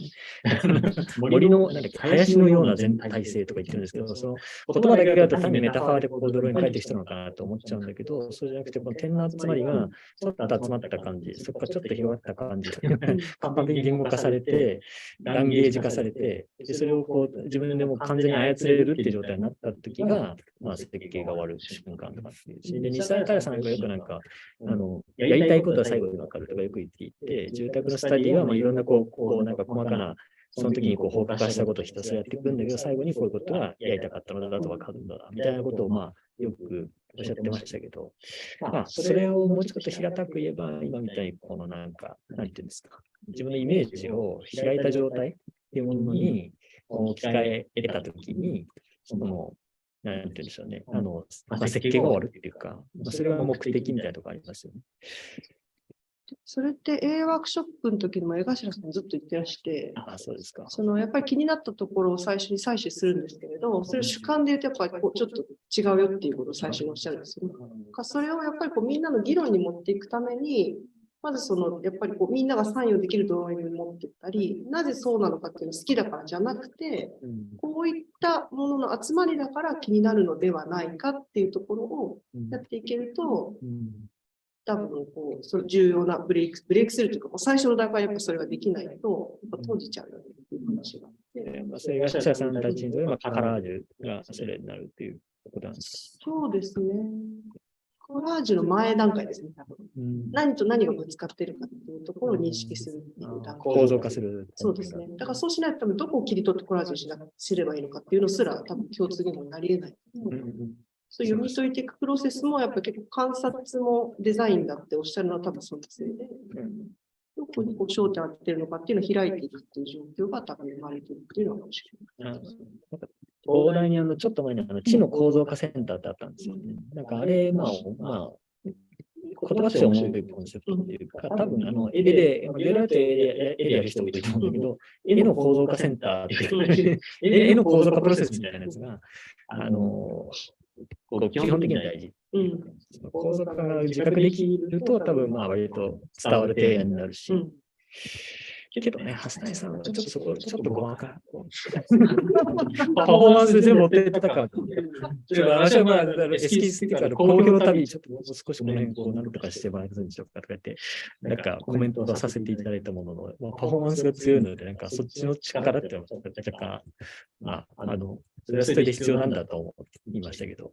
もっとやりきるんだったら、例えば小さな熊型のひじきができてくるときの、そのプロセスですら、もしかしたらどうやって決めたのか、多分最後に藤村さん、コメントしてくださってたんですけど、このディテールは何で決まったのかって質問されないと、明日にはあそこまでこだわって作った意味はないんじゃないかと思ってたら。でね、三井さんも言ってました。そうですか。三井さんもなんか言ってた。それをプレゼンするために、いわば、さっき藤間さんが言われたように、時系列順に全てのドローイングと、モックアップを時系列順に並べれば、見ればわかる状態にはなる。例えばね。膨大な量みたいな。そうそう。それを多少編集が必要でしょう。でも、これはって、やっぱなんかドキュメンタリーの、自分ドキュメンタリーみたいなやつの、なんか、編集超上手じゃないですか。なんか、手を入れてめくって見せたりとかして、上手にですよ、見せると思って。その辺は、それぞれの建築の味というか、テイストなんだと思うんですけど。だからわかんない。芸大というか、スクールとして、そういうことを共通の問題意識っていうか、もうちょっと教育方針というのか、公表の方針として、ちゃんとその構造化っていうのを、もっとちゃんと厳しく問いただそうっていう、共通認識を持つ必要があるのかどうかわかんないけど、いや、持った方がいいですよね。持った方がいいと。絵が描けるのが、絵が上手ですねって止まっちゃう人があまりにも多くて、それがどんな特別なスキルで構造化できるんだったらやっぱ絶対した方がいいし、それを描けるっていうことはね、だったら別の人でやればいいじゃなくて、それをパッと絵に置き換えられる人がどう伝えられるかっていうのを多分、1年生の頃からできてくると思う。いいですよ。それ別にハンドドローイングじゃなくてもいいと思うんですけど、ビジュアルで伝えるっていう時に。それは、だから、作品が出来上がった後の話じゃないですか。もう一回、自分がやってきた道のりをもう一回見直す。もし教育でそういうことを推し進めていくっていう形であれば、最終プレゼンの後にもう一度、自分のやってきたことを一本道に直すっていう時間で別枠で取らないと、なかなかもちろん難しいけど、どっちかというと、こちらの理想を言わせていただければ、中間公表で一回ファイナライズしたものを、その後セルフエディティングして、本当のファイナルにしてほしいっていうぐらい、なんですよ。中間でテーマ発表になってて、なんか最後になんか本当に中間公表みたいになってる人も結構多いから、もうちょっと前出しできると本当はいいんだけど。でもその辺はね、私ので、土井義武さんという、批評家の方いらっしゃいますよね。それで一回私のことを批評書いてくださったことがあって、で、その西原清之っていう、なんか昔システム工学のアルゴリズミックデザインの人たちっていうのは、事前に設計の手順っていうのを全部書き下してるんですよ。何を、まず例えばボリューム検討する、次なんとか検討する、なんとか検討する。で、それに従って設計をしていくのだと。そして万人が設計できるのだって、言ってた70年代、80年代の人がいるんですけど、原博さんの、グループの。で、に対して藤村のアプローチというのは基本的に事後のアルゴリズムって言ってて、なんか終わった後線形に見えるように編集し直しているのだと。で、その瞬間瞬間の飛躍っていうのは、後で意味づけていきながら最終的に我々はこういうのを作ったのだって、こういうみたいな、なんかそういう事後のアプローチであって、で、それが、なんか西原のがその大人のアプローチで、こっちは子供っぽいアプローチと、言い切ることもできない、みたいな、そういうことを言ってる。なかなか、ちょっと否定だか肯定だかよくわからないけど、一般的にね、自分のアプローチっていうのは、なんか、なんていうんですか、要するに衝動的にただやってて、それを後でごまかしてるみたいな言い方もされるけれども、それはそれで本質であろうみたいなことも言っていて、そういう、自分のアルゴリズムみたいな言い方で、いいと思うんですよね。アルゴリズミックデザインってどっちかっていうと、アルゴリズムを事前に設定して、そこから生成してきますみたいなのがあるんだけど、今デジタルデザインとかにちょっと言えることで、なんかプログラミングして、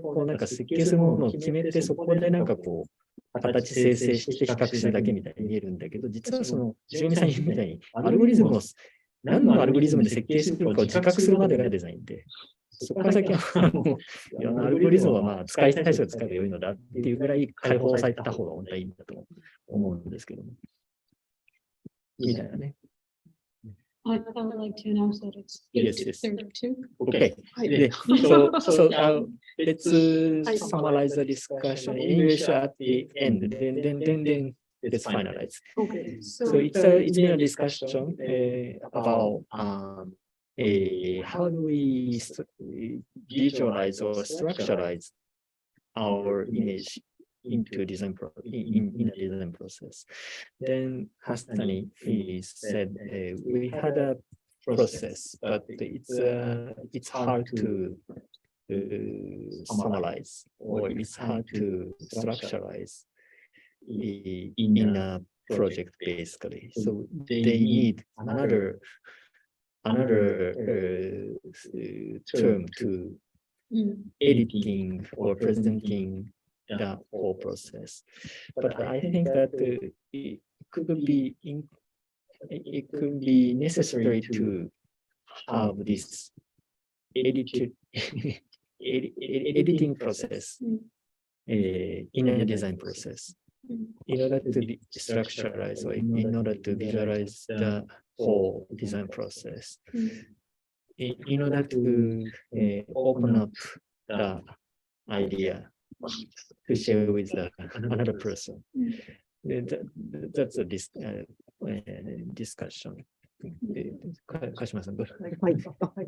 So I think it's quite important discussion because the Fujimura-san's point of view is not only within Geidai, but also how we can be more Geidai to the brush up or polish the skills of the good at just drawing. So when we look at the entrance exam, is that we want to take the not only the good at imagination, but also is that we want to take the students who are good at drawings. But each student cannot realize how important, they can constructualize the drawing skills. So I think it's quite important, not only the graduation work, but also how we can educate or how we teacher also learn how to use the skills of the drawings, how to tell and how to share the ideas, and how to utilize as a tool of the drawing skills. I think it's quite important. As the example, Hastani. So he sketched the drawings a lot, but we still want to have the kind of the discussion, what the meaning or what's the process of designing to finalize the final output. I think that's the discussion. Probably. I think, yeah. I think, so I think we had a very good discussion. I think. Let's keep keep discussion. Then how we would like to talk how we reflect to our education further projects. Our design. じゃあ今日はそういうことで充実のディスカッション。はい。ありがとうございました。ありがとうございました。またちょっと今後とも、はい、ディスカッションまたよろしくお願いします。はい。じゃあ続きはまたちょっとこの後メンバーは飲み会で。はい。じゃあ中継の放送で終わりたいと思います。はい。